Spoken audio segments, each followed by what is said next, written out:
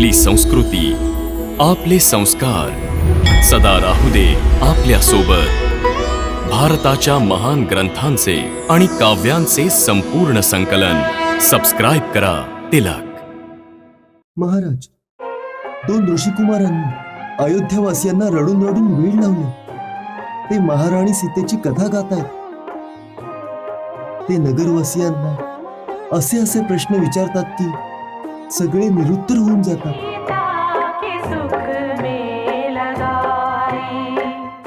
हे तेच गीत आहे का? होय महाराज. त्या दिवशी तुमचं वीर रूप पाहिलं आणि आज तुमच्या स्वरांचा चमत्कार पाहिला. गुरुदेवांनी रामायण नावाचं एक महाकाव्य लिहिलं आहे. त्यात त्यांनी तुमच्या संपूर्ण जीवन चरित्राचं वर्णन केलं आहे. आम्ही दोघं तेच गातो.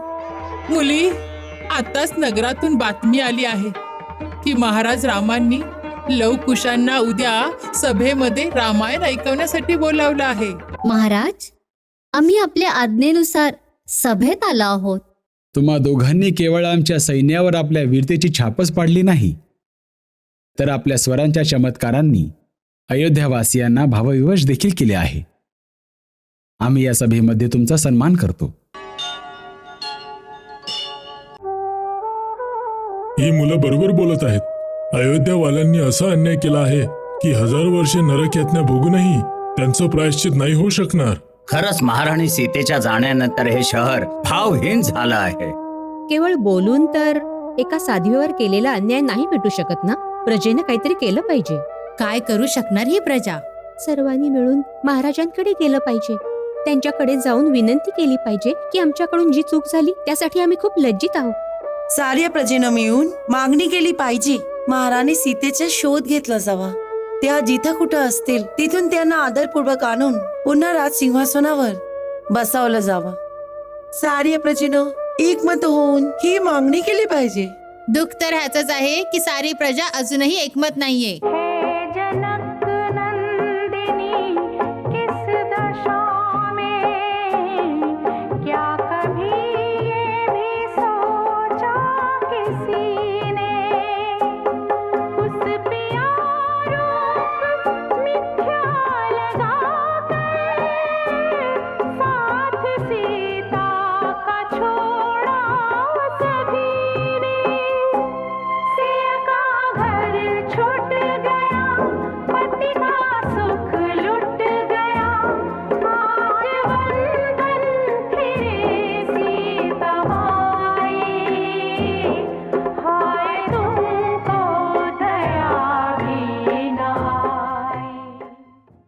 महाराज, 2 ऋषिकुमारांनी अयोध्यावासियांना रडून रडून वेळ लावले.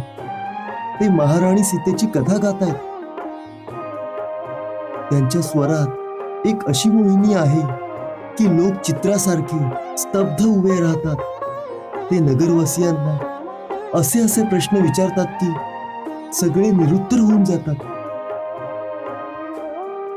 काही लोकांचं हे मत होत चाललंय की महाराणी सीतेचा शोध घेऊन त्यांना आदरपूर्वक परत घेऊन यावं.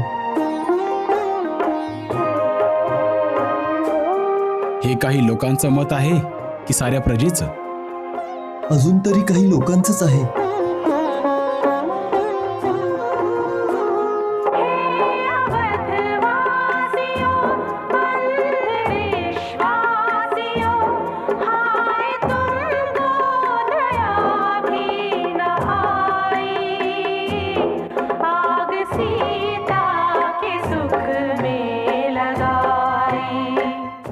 हे तेच गीत आहे का? होय महाराज.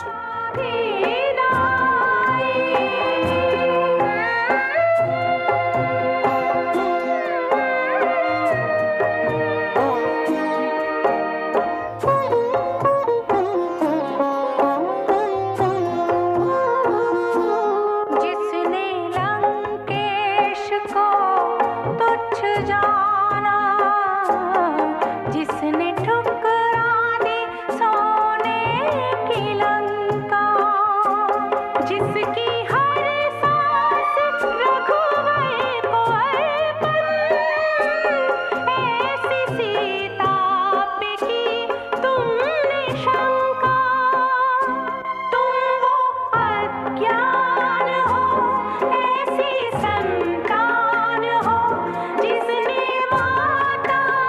ढूंढी बुराई, आग सीता के सुख में लगाई।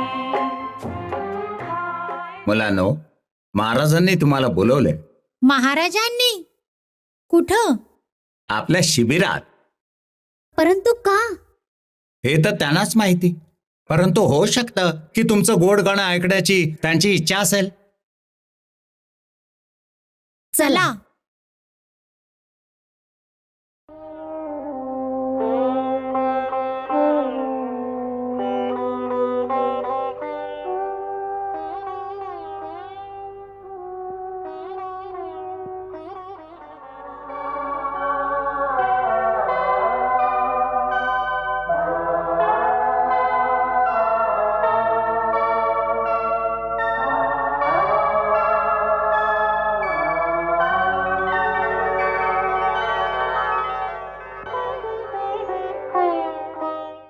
अरे, तुम्ही दोघे तर तेच आहात.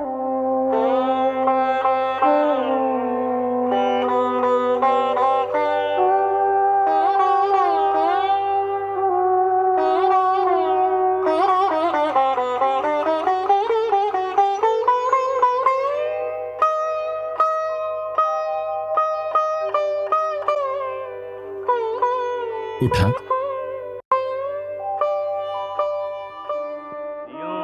आनंद विभोर भय कहत न आवे बैन, दरस परस पातात का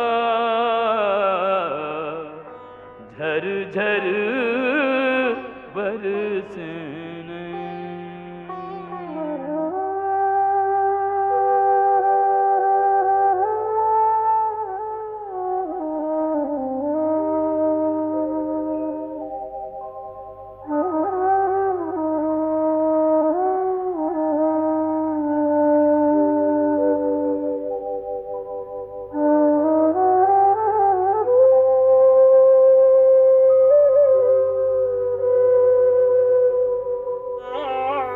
तुमच्या डोळ्यात पाणी का?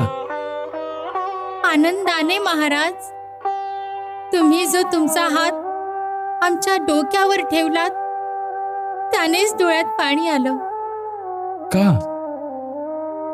महाराज राम आपला हात ज्यांच्या डोक्यावर ठेवतील त्यांची तर अशीच अवस्था होणार ना महाराज.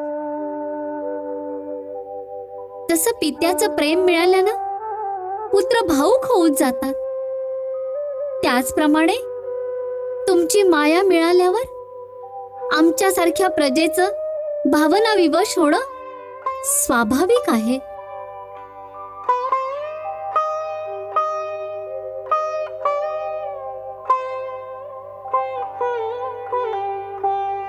न जाणे का, पण तुम्हाला पाहून माझ्या या वैरागी मनामध्ये भावनांचे हिंदोळे उठू लागलेत.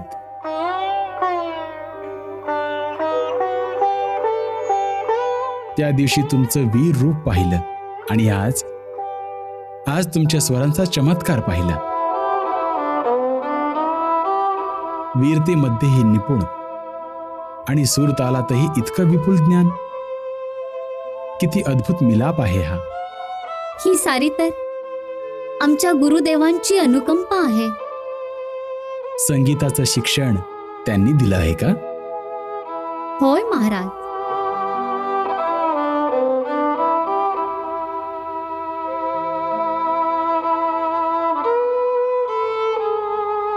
गुरुदेवांनी रामायण नावाचं एक महाकाव्य लिहिलं आहे. त्यात त्यांनी तुमच्या संपूर्ण जीवन चरित्राचं वर्णन केलं आहे. आम्ही दोघं तेच गातो. अति सुंदर लिहिलं आहे त्यांनी.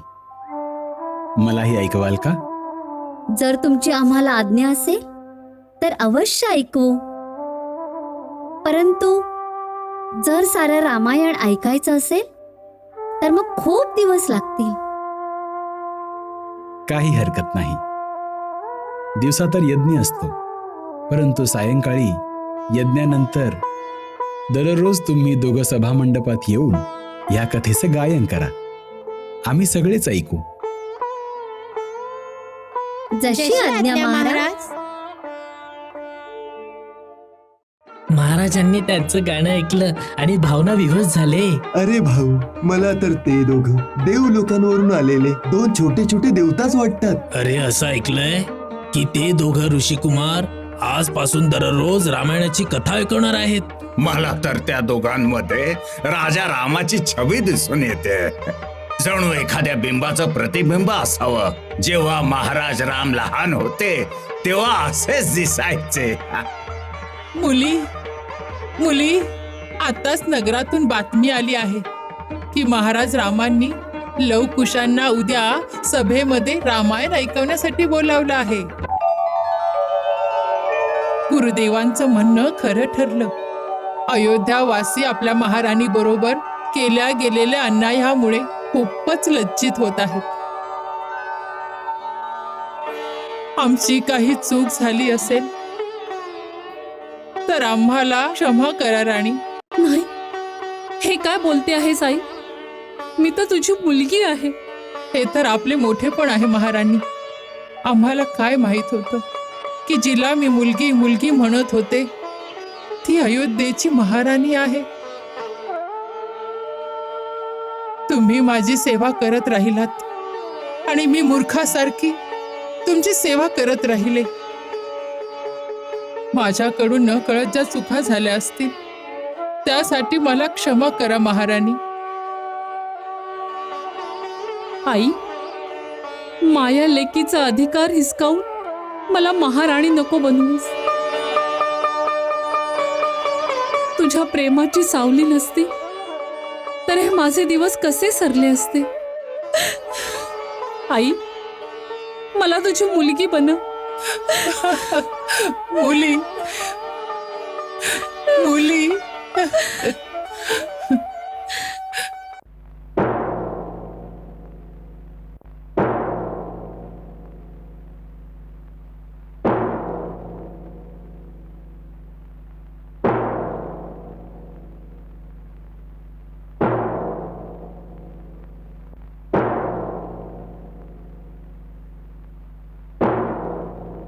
माझी तर दृष्टी दरवाजावरच खिळून आहे.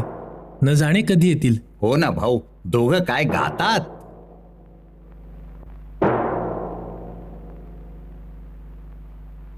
महाराजांचा विषय असो.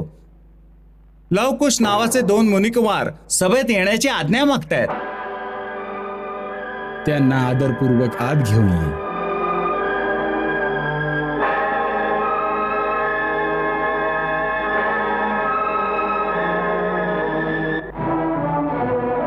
ताई, ऐकलंय की ते जेव्हा सीतेची कहाणी ऐकवतात तेव्हा अयोध्यवासी रडतात. आता रडून आणि पश्चाताप करून काय फायदा? त्यावेळी तर कोणी नाही बोललं.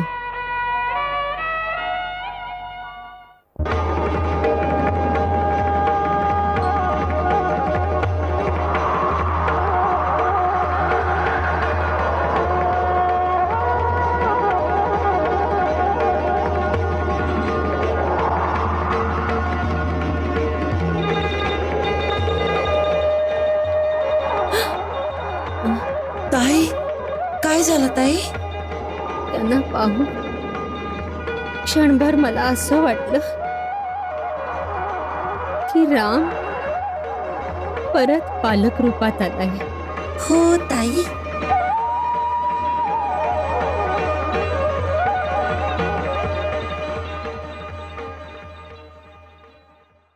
आम्ही दोघं भगवान श्री वाल्मिकी यांचे शिष्य लव आणि कुश, महाराज श्रीराम आणि समस्त गुरुजनांना प्रणाम करतो.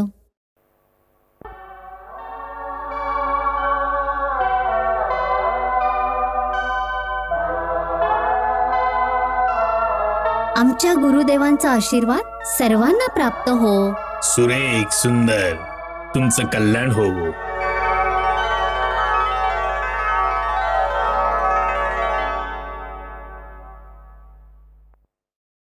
महाराज, आम्ही आपल्या आज्ञेनुसार सभेत आलो आहोत. आम्हाला काय करावयाचं आहे, आज्ञा द्या. ही सभा तुम्हा दोघांचं स्वागत करत आहे. तुम्हा दोघांनी केवळ आमच्या सैन्यावर आपल्या वीरतेची छापच पाडली नाही, तर आपल्या स्वरांच्या चमत्कारांनी अयोध्यावासियांना भावविवश देखील केले आहे. आम्ही या सभेमध्ये तुमचा सन्मान करतो आणि सन्मान प्रित्यर्थ अंगवस्त्र तुम्हाला भेट करत आहोत.